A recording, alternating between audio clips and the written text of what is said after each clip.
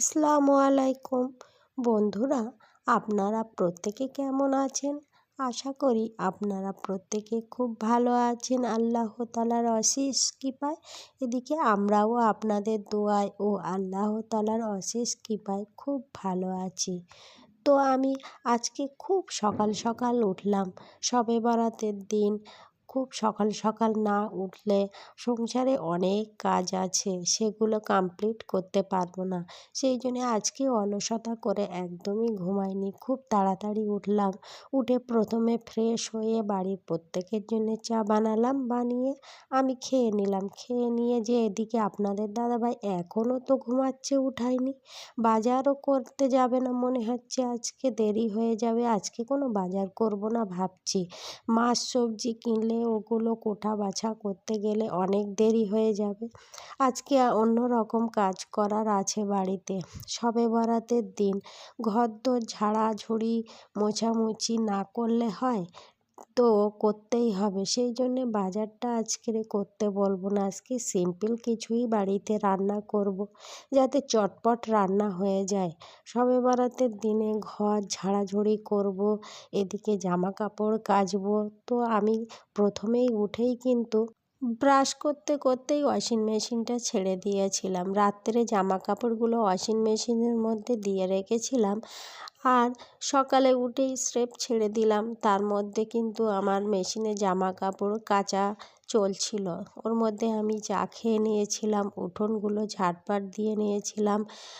এইভাবেই আমি সংসারের কাজ আস্তে আস্তে করি। আজকে অবশ্য একটু বেশি কাজই করতে হবে। শবে বরাতের দিন আমাদের এখানে প্রত্যেকে কিন্তু ঘরে ঘরে রুটিও বানায়, আবার রোজায় থাকা হয়।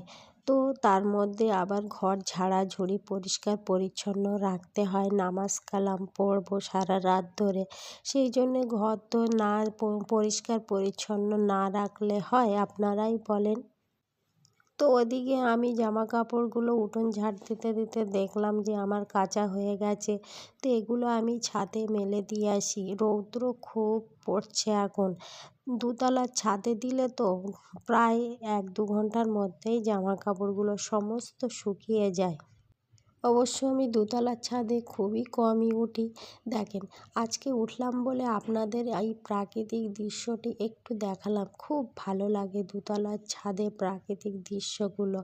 যখন আমি উঠি এইভাবে সমস্ত দিকে তাকিয়ে তাকিয়ে দেখি। এখানেই আমার কিছু সময় অবশ্য দেরিও হয়ে যায়, কিন্তু আমি প্রায় অংশ কিন্তু একতলার ছাদেই জামা কাপড় মেলি। কিন্তু অনেকটা জামা কাপড় হলো তো, সেই জন্যে ওগুলো আমি আজকে দোতলার ছাদেই মেলে দিয়ে আসলাম। দিয়ে তাড়াতাড়ি আমি নিচেই চলে গেলাম। ওদিকে আপনাদের দাদাভাইকে ডেকে দিতে হবে। আপনাদের দাদাভাইকে ডেকে দিলাম, ও উঠে ফ্রেশ হতে চলে গেল। তো আমি ভাবলাম আজকে ঘরগুলো তো ঝাড়ামুছি করতে হবে। প্রথমে আমি আমার বেডরুমটি ঝাড়াঝুড়ি করতে শুরু করে দিলাম, আর আপনাদের দাদাভাইয়ের খাওয়াটা আমি ডাইনিং রুমেই দিলাম। আজকে কিছুই বেশি কিছু দিলাম না, স্রেফ 2টো কেক দিলাম খেতে, আর চা বিস্কিট দিলাম। আজকে ওগুলোই দিয়েই বাড়ির প্রত্যেককেই অবশ্য দেব, বা আমরাও খাবো। আজকে আমার একদমই সময় নেই, সেই জন্যে রুটি তরকারি বা রান্নাঘরে সকালে কোনো ভারী কিছু টিফিনের ব্যবস্থা রাখলাম না। এমনকি বাজারটাও করতে দিলাম না। বাজার করলেই ব্যাস মাছ মাংস নিয়ে হাজির করবে, ওগুলো কোটা বাছা করতেও তো সময় লাগবে। সেই জন্যে আজকে সিম্পল রান্না করব। আপনাদের দাদাভাই জিজ্ঞাসা করলো উঠে যে কি রান্না হবে আজকে বাড়িতে। আমি বললাম আজকে সিম্পল। বলল সিম্পল মানে কি? আজ বললাম যে আলু ভাজি আর বেগুন ভাজি আর ডাল রান্না করব। তো বলল ওই সঙ্গে 2-4 পিস ডিম একটু সিদ্ধ করে ডিমের কোরমা টাইপের করে রাখবে। একদম ওরকম খেতে পারবো না আমি। তো আমি ভাবলাম তো তাই তো, ঠিকই বলেছে। মাছের যা দাম, সবজির যা দাম, ওদিকে 1 পিস করে ডিম যদি চেয়ে থাকে বা সবাই খেতে চায়, তো আমার দিতে অসুবিধে কি? অবশ্য এখন বাজারে ডিমের দামটা একটু কমেছে। আগে কিন্তু প্রচণ্ড দাম ছিল, 7 টাকা করে ছিল, কিন্তু এখন একটু দাম কমলো। তো বাড়ির প্রত্যেকের জন্য কয়েক পিস ডিমও সিদ্ধ করে নেব।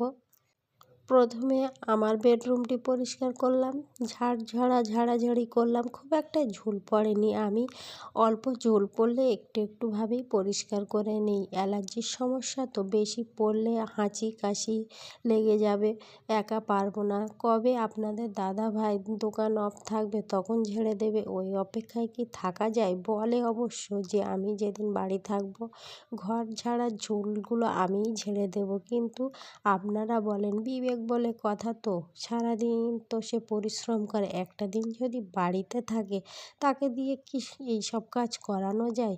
ওই জন্যে আমি একটু আধটু ঝুল যেখানে ওখানে পড়লে আমি এমনিই ঝেড়ে নিই, কিন্তু শবে বরাতের দিন একটু আধটু ঝুল তো আছে আশেপাশে দেখতে পেলাম, তো প্রত্যেকটা রুম আমি অল্প অল্পভাবে পরিষ্কার করে নিচ্ছি।